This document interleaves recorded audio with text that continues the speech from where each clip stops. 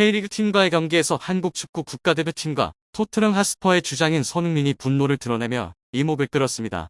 7월 31일 서울 마포구 월드컵 경기장에서 열린 쿠팡 플레이 시리즈 첫 경기에서 K리그 팀과 토트넘 핫스퍼가 맞붙었고 손흥민은 2골을 넣으며 팀의 4대3 승리를 이끌었습니다. 토트넘은 전반전에 3골, 후반전에 1골을 넣어 K리그 팀을 4대3으로 이겼습니다. 손흥민의 뛰어난 활약은 경기 내내 빛났습니다.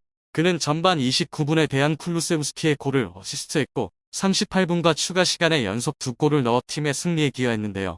후반 18분에 그는 교체되어 벤치로 돌아왔지만 그가 공을 만질 때마다 관중석에서는 큰 환호성이 터져나왔습니다.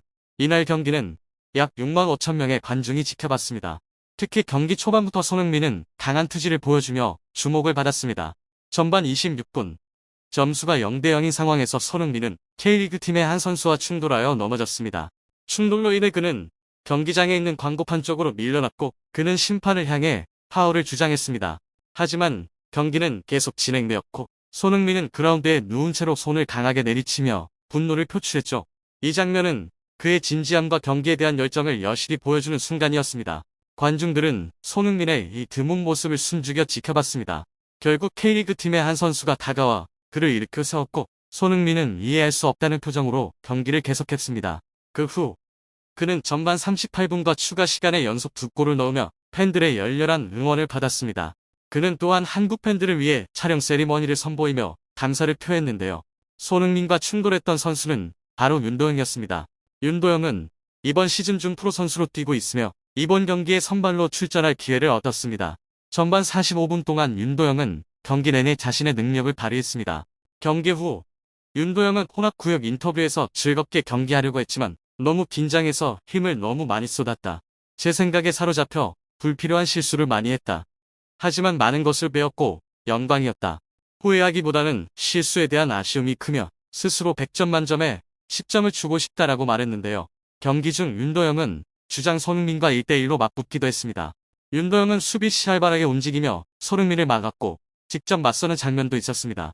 그는 우리 수비 지역에서 어떻게 해야 할지 몰라 당황했고 연결할 수 없었다. 손흥민과 1대1로 맞붙을 줄은 몰랐고 그것은 영광이었다라고 말했습니다. 전반 26분 토트넘이 공격할 때 윤도영은 손흥민을 막아냈습니다. 손흥민은 넘어지며 페널티킥을 요구했으나 주어지지 않았고 윤도영은 다가가 손흥민을 일으켜 세웠습니다. 윤도영은 그 상황에 대해 손흥민에게 미안합니다라고 말했다. 그때 그는 아무 말도 하지 않았지만 경기 후에도 아마 그건 정말 PK였다라고 말해서 웃음을 자아냈다라고 회상했죠. 이번 경기에서 윤도영은 절친한 친구 양민혁과 다시 호흡을 맞출 기회도 있었습니다. 둘은 U17 대표팀에서 함께 뛰었던 경험이 있습니다. 이번 경기에서 양민혁은 왼쪽 윙으로 출전했고 내년 1월 토트넘에 합류할 예정입니다. 그들은 여전히 훌륭한 호흡을 자랑하며 공격을 시도했습니다. 윤도영은 민혁이가 압박을 느끼는 것 같았다. 저는 그에게 왼쪽 윙이 불편하면 언제든지 위치를 바꿀 수 있다고 말했다. 저는 민혁이를 지원하는데 집중하고 싶었다라고 말했습니다. 절친한 친구가 해외로 진출하는 것에 대해 윤도영은 저도 더 많은 관심을 받는 것 같다. 주변에서 좋은 조언도 많이 들었다. 하지만 서둘러 떠나서 당황하는 것보단 충분히 발전한 후에 떠나는 것이 더 낫다고 생각한다라고 말했습니다. 윤도영은 이번 경기에서 스스로 낮은 점수를 줬지만 주변 사람들은 그의 활약을 높이 평가했는데요. 메디슨은 경기 후 윤도영과 함께 하이파이브를 하며 그를 칭찬했습니다.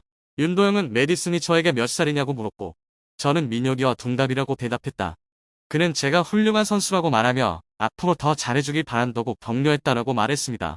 윤도영은 특별한 하루를 유니폼 교환으로 마무리했습니다. 그는 큰 형들이 유명 선수들과 유니폼을 교환하는 것을 보고 기다렸다. 티모 베르너가 아직 유니폼을 교환하지 않은 것을 보고 부탁했더니 새 유니폼을 선물해 주었다. 정말 감사했다라고 말했는데요. 경기 후 인터뷰에서 손흥민은 많은 팬들이 와서 응원해 주시는 것을 당연하게 생각한 적이 없다.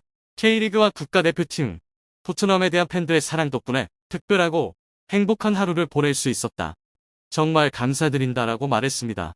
토트넘은 8월 3일 같은 장소에서 분데스리가의 명문 클럽 바이에른 뮌헨과 맞붙을 예정이죠. 김민재가 뛰고 있는 팀이기도 합니다. 손흥민은 바이에른 뮌헨과 같은 팀과의 경기가 기대된다. 김민재와 함께 항상 같은 팀에서 뛰었지만 이번에는 맞대결이 새로운 경험이 될 것이다 라고 말했습니다. 쿠팡 플레이 시리즈는 토트넘의 아시아 프리시즌 투어의 일환이며 토트넘은 7월 27일 일본 도쿄에서 열린 지난 시즌 J리그 챔피언 비셀 고베와의 경기에서 3대2로 승리했으며 이번 경기에서도 승리하며 아시아 투어에서 연승을 기록했는데요. 토트넘과 바이에른 뮌헨의 경기는 손흥민과 김민재의 맞대결로 더욱 흥미로울 것으로 예상됩니다. 한편 최근 토트넘에 합류한 양민혁 선수에 대한 정보도 많은 관심을 받고 있습니다. 슈퍼 신인 양민혁의 목표는 손흥민을 뛰어넘는 것입니다. 양민혁은 7월 31일 서울 월드컵 경기장에서 열린 쿠팡 플레이 시리즈 경기에서 K리그 팀으로 선발 출전하며 인상적인 활약을 펼쳤죠. 팀은 전반전에 0대3으로 끌려갔지만 끝까지 노력하여 3대4로 경기를 마무리했습니다. 사실 이 경기는 양민혁의 등장으로 인해 많은 주목을 받았습니다. 그는 7월 28일 공식적으로 토트넘에 합류했으며 2025년 1월 프리미어리그로 이적할 예정이죠. 이 경기는 양민혁을 위한 쇼케이스로 여겨졌습니다. 심지어 스트라이커 주민규와 이승우는 양민혁의 활약을 돕겠다고 선언했습니다. 초반에는 양민혁이 다소 조용했지만 이후 그는 인상적인 드리블과 돌파로 주목을 받았습니다. 그는 이승우와 훌륭한 호흡을 맞추며 위험한 공격을 만들어냈고 전반 22분에는 뛰어난 개인기를 선보였는데요.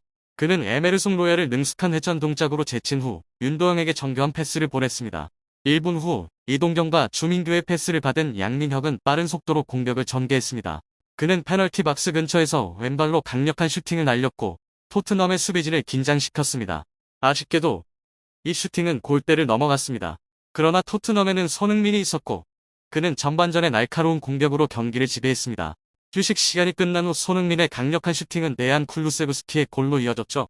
손흥민은 이후 오른발로 2골을 추가하며 K리그 팀의 수비를 무너뜨렸습니다. 양민혁은 후반 시작과 함께 교체되어 손흥민의 공격에 응답하지 못했습니다. K리그 팀은 일류첸코의 2골과 오메르단의 만회골로 경기를 마무리했습니다. 경기 후 토트넘의 감독 안제 포스테코글루는 양민혁에 대한 직접적인 평가를 거부했는데요. 대신 그는 시즌 후반에도 계속 잘해주길 바란다고 강조했습니다. 혼합 구역 인터뷰에서 양민혁은 K리그 팀에 선발되어 경기를 뛸 수 있어 영광이었다. 비록 경기에 졌지만 많은 교훈을 얻었고 앞으로의 경기에서 더 발전해야 한다고 느꼈다라고 말했습니다. 그는 토트넘의 수준 차이를 분명히 느꼈다고 인정하며 더 발전할 결의를 다졌죠. 특히 손흥민과의 경기는 새로운 목표를 설정하게 했죠. 양민혁은 손흥민의 경기력을 실제로 보니 그의 슈팅이 얼마나 뛰어난지 실감했다. 저도 그런 수준에 도달해야 한다고 느꼈다라고 말했습니다. 양민혁의 초기 목표는 이승우와 함께 공동 세리머니를 하는 것이었지만 두 선수 모두 득점에 실패하여 이루지 못했습니다. 이와 관련된 질문에 이승우는 그건 비밀이다라고 웃으며 대답했는데요. 양민혁은 골을 넣지 못해 아쉽다라고 말했습니다. 마지막으로 양민혁은 짧은 시간이었지만 이 팀은 K리그 최고의 선수들로 구성되어 있다. 우리가 토트넘에 밀리지 않는다고 느꼈다. 우리는 충분히 대등한 경기를 할 수 있다고 믿다라고 자신감을 표했습니다.